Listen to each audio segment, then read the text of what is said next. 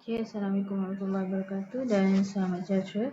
So, hari ini kita akan pergi pada set 3.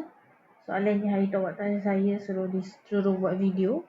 Okay, so ada yang suruh saya, first thing yang saya check, dia nak part A, soalan 3B. Alright, so part A ni dia bagi kita matrices matrix P 040, 414, 844. Okay, so ni matrix kita. Alright, so sekarang ni dia nak cari cari determinant P and then cari cofactor and then cari inverse. Alright, so determinant macam biasalah, awak delete salah satu row atau column. So dalam kes ni paling mudah kita ambil first row R1 sebab apa? Dia ada 2 kosong. So awak hanya kira pada kolom yang kedua sahaja. So awak akan dapat yang inilah. Okay, 64. Yang saya tak nak tunjuk semua okey. So untuk part B, okay, cofactor minor, okay, determinant ni semua penting untuk cari apa? Bila dia suruh awak cari cofactor, dia suruh awak cari determinant, cari minor, dia mesti akan suruh awak cari inverse. Okay, P inverse guna formula yang ini. Okay, 1 over determinant P times adjoint P. Alright. So awak kena tahu nak cari adjoint, awak kena transposekan matrix cofactor P ni. So sebelum nak cari matrix cofactor P ni, kita kena kira dulu matrix cofactor dia. Sebab nak cari adjoint, kita kena kira cofactor. Alright. So sekarang ni macam mana nak kira cofactor? Cara mudah Dia ada dua cara, cari yang guna minor ataupun terus awak cari cofactor. Okay, biasanya dalam exam dia terus suruh cari cofactor lah. Tapi ada je soalan juga yang minta awak cari minor. So tolong tengok balik video membezakan minor dengan cofactor atau nota awak. Right. So untuk cofactor P, okay. So di sini kalau awak perasan, saya akan terus buat bracket besar macam ni and then saya ada garis macam ni. Ni apa? Ni adalah determinant, right? So kalau garis dua macam ni, ini adalah determinant. Kalau kita nak tulis matrix, kita akan close bracket. So itu adalah matrix. Yang ni adalah determinant. Sebab masuk determinant dalam matrix. Okay, kenapa kita buat macam ni? Sebab kita nak simplify, kita nak short form. Okay, dan dalam exam boleh jawab buat macam ni. Cara yang betul, tak ada masalah. Right. So first thing first, kenapa awak kena ada 6 determinant sign? 1, 2, 3, 4, 5, 6, 7, 8, 9. Sebab awak punya matrix adalah 3 by 3. So 3 by 3 bermaksud 3 darab 3. So kita akan ada total 9 determinant dalam matrix kita yang besar ni. Right. So first thing first, kalau cofactor mesti bagi sign. So first thing awak letak sign dia. Macam saya kata, kalau first row dia akan mula positif, negatif, positif, negatif, positif, negatif, and then positif, negatif, positif. Letak terus sign depan determinant tu. And then barulah awak cari determinant matrix nombor yang awak letak dalam determinant ni. Alright. So untuk first determinant ni, apa kita buat? Ini pada first row. Ini adalah pada, okay, saya tulis macam ni. C1, C2, C3. Ini adalah R1, R2, R3. So sekarang kita punya determinant pada C1 dengan R1. So awak automatically kena tutup first row, second column. So matrix yang awak dapat, yang awak dah tutup ni, awak akan dapat 1, 4, 4, 4. So proceed pula pada C2. So R1, C2. Still R1 tapi tutup dekat kolom kedua, C2. So awak punya matrix dalam determinant ni adalah 4, 4, 8, 4. Right? And then proceed kepada C3 pula. So R1, C3. So kita tutup lagi R1 tapi kita tutup R1 dengan C3. Jadi yang tinggal adalah 4, 1, 8, 4. Okay, and then you proceed tutup pula pada sekejap saya punya soalan ni. Okay. So kita tutup pula pada row yang kedua. Alright. So row kedua and then mula dengan Semua dah saya padam. Baik. So, mula dengan kolom yang pertama. So, R2, C1, R2, C2, R2, C3. So, awak masuk value dia sampai habis. Awak akan dapat jawapan macam ni lah. 40, 44, 00, 84, 04, 84, 40, 14, 00, 44, 04, 41. Okay, so ini jawapan yang awak akan dapat lah. And then, dah dapat matrix yang besar ni, awak kena simplify. Sebab dalam ni adalah 2 by 2 determinant. So, determinant 2 by 2, macam saya kata, formulanya adalah AD minus BC. Okay, so kita tengok R1, C1 dulu. So, macam nak selesaikan? Sign dia memang positif, so tak ada masalah lah. So, determinant bagi 2 by 2 adalah AD minus BC. So, 1 times 4, 4 minus 4 times 4. Okay, 16. So, answer awak akan jadi negatif 12 kat sini. Right? So, kalau nak mudah, tekan calculator je lah. And then, hati-hati untuk setiap ni, kalau ni ada negatif. So, awak dah kira. Contohnya, sini awak dah kira 4 times 4 minus 8 times 4. Ada lagi minus depan ni. Okay? Sebab sign pada depan determinant. Yang dalam determinant tu memang dah sedia ada operasi tolak. So, luar bracket pun ada lagi tolak. So, itu kena hati-hati lah. So, your final answer ni awak kira untuk setiap R1, R2, R3, C1, C2, C3. So, you will get this answer. Nanti awak check. Okay. 8, 32, negative 16. Right. So, dah dapat cofactor. Okay, now kita nak cari adjoint. Adjoint ni kita buat apa? Kalau awak perasan sini saya tulis. Adjoint adalah awak transposekan dia. Okay, awak dah dapat cofactor, awak transposekan dia. Itu adalah matrix adjoint. Okay, adjoint matrix. So, macam mana? Salin je lah balik. Cofactor kita apa sini? Negatif 12, negatif 16, 16. Okay, awak salin je balik dia punya value and then letak transpose kat sini. T besar tanda transpose sign dia. So, transpose maksud apa? Interchange column and row. So, yang row R1 ni jadi C1. Alright, so R1 jadi C1. Mana R1 kita? Okay, so this is R1, dia jadi C1.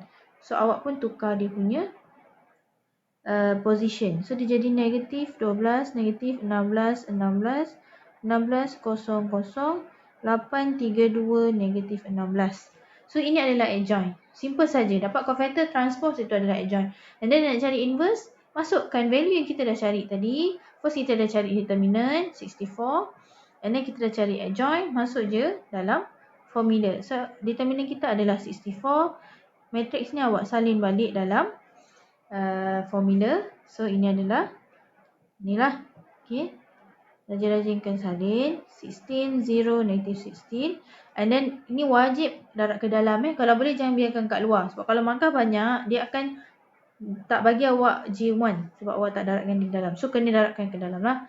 Bagi sampai habis. So, final answer dia yang ini. So, negative 3 over 16.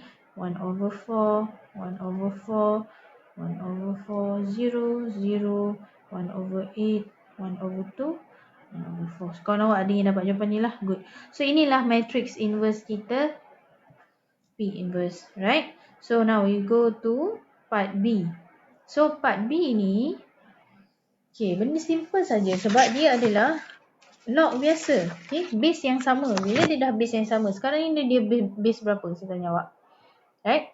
So, ini kalau awak tengok dia tak ada apa ni. Bermaksud dia base 10. Alright? Kalau dia ada tulis 2, base 2 lah. So, sekarang ni tak ada apa-apa. So, dia adalah sebenarnya log 10. 1 over 16 and so on. Okay. So, kita panggil dia, this is the natural log. So, log sajalah. So, log 1 over 6 plus log 8 minus log 50. Bawah log cert 50 minus log cert 5. So, nak senang kita settle atas dengan bawah dulu. Sekarang ni plus minus. Kalau log, tengok balik rules dia. Kalau tambah, dia akan jadi darab. Kalau bahagi, tolak, dia akan jadi bahagi. Yang ini adalah tolak, dia akan jadi bahagi. So, gabungkan dia jadi satu log. Jadi log, bracket besar, 1 over 16 times 8. Okay, sekejap saya tulis balik.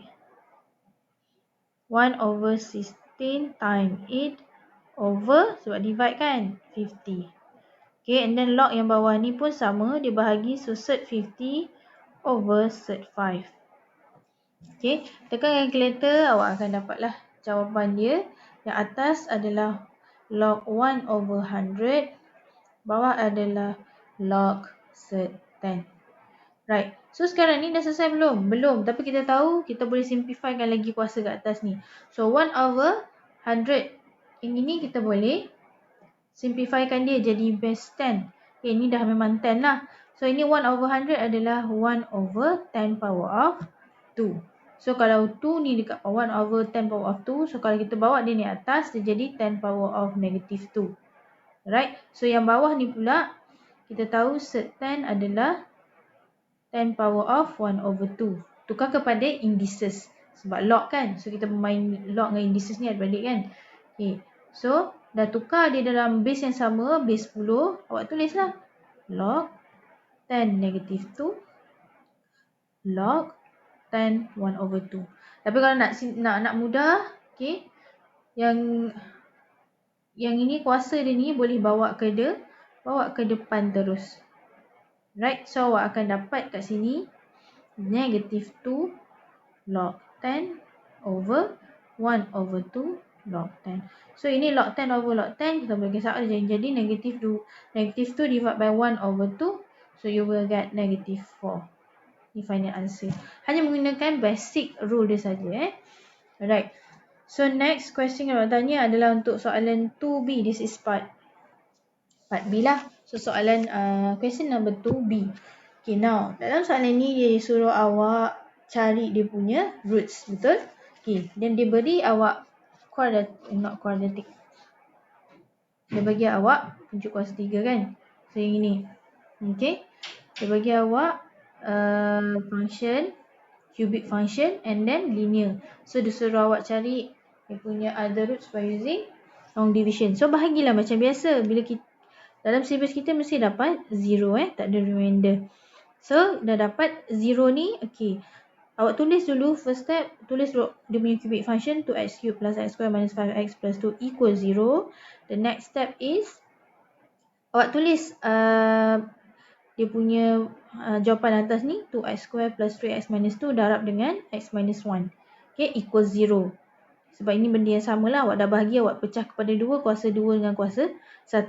Dan kita pecahkan lagi kuasa 2 ni, kita akan dapat 2 root. Ini awak factorize macam biasa guna calculator. Dapat dah. Roots awak 1 over 2 negative 2. Okay, so sekarang ni yang menjadi masalahnya bila dia bagi awak function yang berbeza sedikit dengan original function. Okay, sekarang dia suruh awak sketch graph bagi function ni.